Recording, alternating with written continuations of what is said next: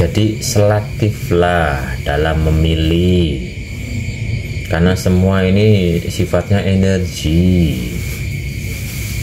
Lawang contoh kita membaca nih, mungkin akal kita paham, pikiran kita paham, tapi kita kan belum memahami getaran energi yang tersimpan dalam tulisan tersebut. Ini mempengaruhi Bapak Ibu. Makanya ada kata-kata belajar dari buku itu bisa berbahaya. Ya memang, karena apa? Ada getaran energi yang tersimpan dalam tulisan tersebut.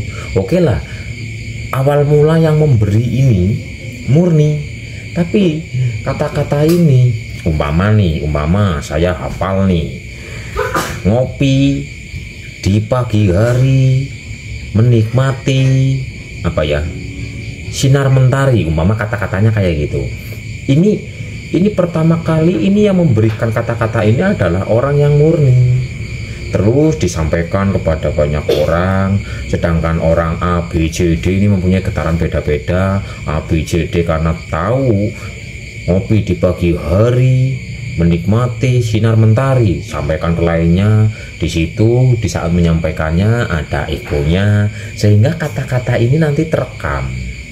Kata-katanya mengandung energi dari banyak orang. Lah kita yang saat ini membacanya ini udah penuh dengan energi dari rasa sang penyampainya yang udah banyak ini. Ini energi dari rasa sang penyampainya terkoneksi dengan kita, sehingga tubuh energi kita itu akan tertempeli energi ini. Itulah contoh sederhana gini lah. Contoh sederhana. Ini sosial media, sosial media. Kita membaca status, kita membaca kabar berita, kabar ini, kabar itu, semua itu ada getaran energinya Bapak Ibu.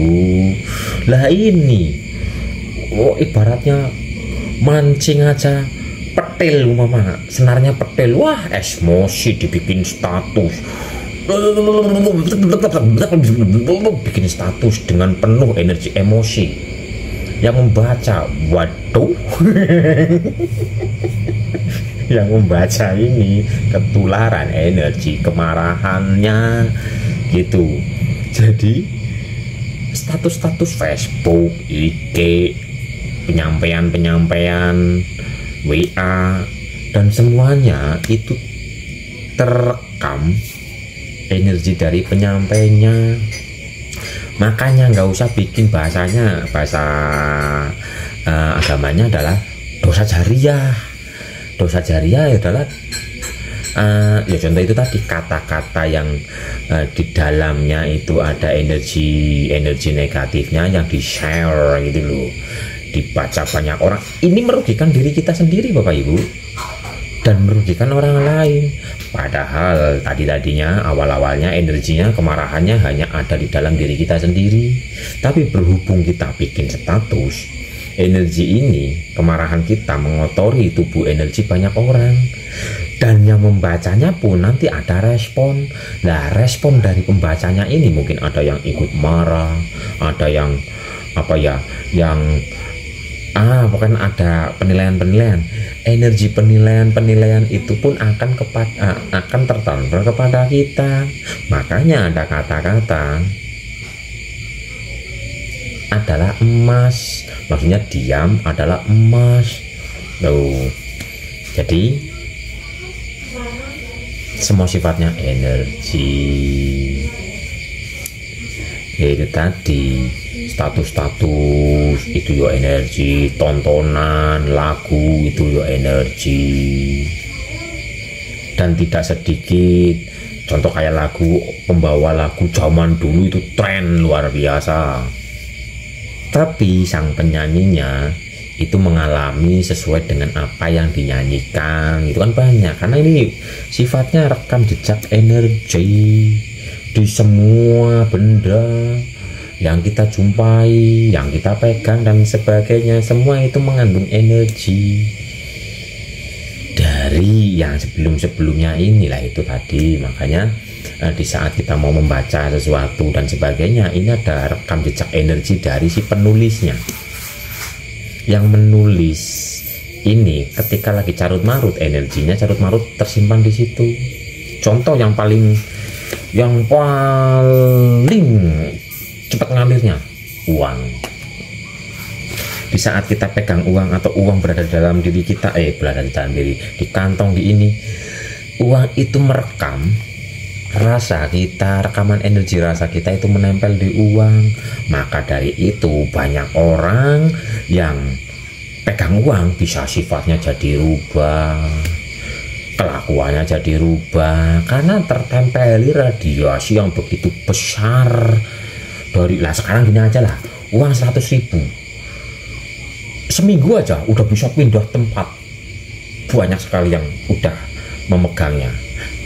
100.000 sekarang kita belanjakan nih, 100.000 ini bisa antar tertempeli, wah nggak tahu lah, banyak orang lah. Sedangkan orang ini kan rasanya beda-beda, ada yang bahagia, ada yang khawatir, ada yang bingung, itu menempel jadi satu di uang tersebut, sehingga sudah bukan menjadi rahasia umum di saat pegang uang gitu loh. Bisa merubah sifat, karakter dan sebagainya karena getaran energi yang celati. Santai saja Bapak Ibu, ada solusinya. Ada solusinya, saya kasihkan solusinya dah. Kalau dalam makanan itu sudah ada solusinya. Kalau kita mau memahami, makanan pun ada tempelan energinya dan itu ada solusinya. Solusinya apa? Kan waktu kita gini, sayur, piring, semua ini yang disajikan, ini terekam jejak energi dari yang orang-orang yang sebelumnya, dari ya banyak orang lah. Lah, rekam jejak energi ini yang menempel di makanan tersebut, itu kita makan, terkoneksilah energi itu ke dalam diri kita, sehingga tubuh energi kita akan menjadi kotor gitu. Tapi ada solusinya kalau masalah makanan. Solusinya apa? Bismillahirrahmanirrahim. Allahumma barik lana fima rozaktana wakina adzabannar, amin. Itu solusinya. Kenapa di dalam mau makan tapi kok dalam doa tersebut ada artinya? Artinya apa ya? Lomba balik lana, ntar dulu. Artinya apa? Ada neraka-nerakanya lah. Bentar. Arti, karena saya kurang paham artinya sih. Jadi saya tanya Mbah Google dulu. Waktu banyak banget aku pemberitahuannya. Waktu dulu. Arti doa makan. Mana ya? Nih artinya. Ya Allah, berkahilah kami dalam apa-apa yang Engkau rizkikan kepada kami dan hindarkanlah kami dari siksa neraka. Loh, mau makan kok ada kata-kata nerakanya? Yang dimaksud nerakanya itu tadi tempelan-tempelan energi yang negatif, tempelan-tempelan energi rasa ini yang menempel di makanan agar tidak mengotori tubuh energi kita. Maka kita membaca Allahumma barik lana fima rozaktana wakina ngadzabannar, amin, agar kita terhindar dari tempelan-tempelan energi itu. Tuh lah, padahal kita mau makan tapi doanya kok agar terhindar dari api neraka. Ya karena ini tadi penjabarannya, karena makanannya ini tertempeli banyak sekali energi-energi dari orang sebelumnya. Tuh, ini kalau makanan sebenarnya udah ada sih. Bismillah aja, asal dengan kesadaran penuh penghayatan udah terbersihkan sih. Cuman untuk latihan kan ya itu tadi, kita membacanya, dengan kita membaca, kita resapi, kita hayati, kesadaran itu muncul, energi ilahi itu mengalir. Jadi yang membersihkan adalah energi ilahi yang mengalir, melepaskan, membersihkan ikatan-ikatan energi yang ada di makanan tersebut.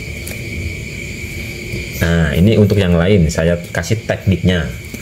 Umpama contoh uang nih, ya rokok lah, udah rokok kayak gini. Di saat Bapak Ibu memegangnya, ya niatkan dulu dalam hati, karena energi mengikuti niat. Niatkan dalam hati penuh dengan penghayatan kesadaran. Pegang, niatkan Ya Allah ya Tuhan kami, dengan cahaya cinta dan energimu, kami meniatkan untuk mengalirkan energimu, membersihkan tempelan-tempelan energi yang ada di rokok ini. Ini umpama ke rokok, umpama ke uang, contoh lah, ini umpama uang lah, umpama pegang aja kayak gini. Bismillahirrahmanirrahim. Ya Allah ya Tuhan kami, dengan cahaya cinta dan energimu, kami meniatkan untuk mengalirkan energimu, membersihkan tempelan-tempelan energi yang menempel, energi negatif loh ya, yang menempel di uang ini, umpama gitu. Terjadilah. Itu Bapak Ibu solusinya. Jadi biar nanti Bapak Ibu kita semua menjadi orang yang banyak rezekinya tapi nggak merubah sifatnya gitu loh. Karena udah bukan menjadi rahasia umum. Uang bisa merubah sifat, uang bisa merubah perilaku. Ya itu tadi, karena tempelan energinya menempel dalam tubuh energi kita, dan terkotorilah diri kita, sehingga kita terpengaruh dengan energi-energi tersebut. Solusinya itu tadi, kalau mau makan baca doa Bismillahirrahmanirrahim, Allahumma barik lana, tapi penuh penghayatan agar yang kita makan ini terbersihkan. Jadi nanti kalau kita benar-benar menghayati seperti ini, ibaratnya yo makan apa saja ya monggo gitu loh, yang halal, tapi bukan mau makan apa saja monggo, nanti malah ngumet pelemi tanggane ora nembung. Oke. Sebenarnya solusi-solusi itu sudah diberikan, cuman selama ini kita tidak memahami. Mas Is bikin VT-nya biar bisa lihat lagi. Ya, saya ini juga lagi ngerekam sama YouTube. Nanti video ini saya upload di YouTube. Niatnya itu tadi. Jadi kesadarannya itu terhubung kepada Tuhan kita, karena kita mempunyai tubuh energi, dan semua ini adalah energi lah. Energi seperti ini biasanya, tapi kebiasaan ini justru malah kadang-kadang menutup akal sehat kita, menutup kesadaran kita. Kan banyak terjadi, kita ngalap barokah dan sebagainya, sehingga kita mempertuhankan benda tersebut dan sebagainya, padahal aslinya enggak Bapak Ibu. Aslinya ya memang ada berkahnya, karena tempelan energinya itu tadi, orangnya soleh, sehingga benda-benda yang mungkin bajunya atau apanya yang dipakai dan sebagainya ini tertempeli energi kesolehannya. Ini hubungannya dengan energi, sehingga seolah-olah di saat kita menggunakan baju itu nih, kita akan terasa tenang dan sebagainya. Jadi pertama, sudah ada tempelan energinya. Kedua, alam bawah sadar kita kedoktrin gitu loh. Oh, ini bekasnya ini bajunya ini, jadi gitu loh. Jadi ada dua, memang ada energi, tempelan energinya, memang ada alam bawah sadar kita kedoktrin gitu. Tapi itu positif. Tuh masalah energi. Dan niat untuk pembersihan ini tadi bisa dipraktekkan kepada benda-benda, dengan kita menghening kita relax, rokok seperti ini contoh nih. Dalam hati kita nggak apa-apa, karena energi mengikuti niat, energi mengalir mengikuti niat kita pegang. Ya Allah ya Tuhan kami, dengan cahaya cinta dan energimu, kami niatkan untuk mengalirkan energimu kepada rokok ini, membersihkan tempelan-tempelan energi negatif yang ada di rokok ini. Terjadilah, sehingga bersih tempelan-tempelannya. Ya contoh lah gini kan, ini rokok nih, sekarang HP aja, ini HP nih sekarang ada di sini. Sebelum proses HP ini ada di sini, berapa rasa yang menempel di HP ini? Berapa rasa? yang menempel. Nah itu tempelan-tempelan itu nanti akan tertempel kepada tubuh energi kita sehingga mengganggu rasa kita. Tuh, lah tempelan-tempelan energi seperti ini biasanya terjadi kepada orang-orang yang konon katanya punya penyakit tapi di CT scan itu nggak kelihatan. Itu bukan diguna-guna Bapak Ibu, tapi karena begitu banyak tempelan energi negatif dalam tubuh energinya sehingga tubuh fisiknya nggak kuat, akhirnya rusak, mempunyai rasa penyakit ini penyakit itu, tapi di CT scan, di ronsen dan sebagainya nggak ada apa-apanya. Jadi ini yang supra-supra yang penyembuhan dan sebagainya, menyembuhkan orang menjadi pelantara kepanjangan Tuhan untuk menyembuhkan orang itu bagus, tapi gunakan teknik pembersihan biar Bapak Ibu menjadi kepanjangan tangan Tuhan, menjadi pelantara untuk penyembuhan, tapi Bapak Ibu juga tidak mengotori diri Bapak Ibu sendiri. Karena di saat Bapak Ibu mengobati, mungkin nih mengobati orang yang mungkin berkeluh kesah dan sebagainya, sadar nggak sadar transferan energi dari rasa itu menempel di tubuh energi kita, mau nggak mau itu menempel, makanya harus dibersihkan. Begitu Bapak Ibu. Jadi mungkin habis ada pasien datang, ini untuk dokter-dokter, untuk para penyembuh, untuk semuanya lah,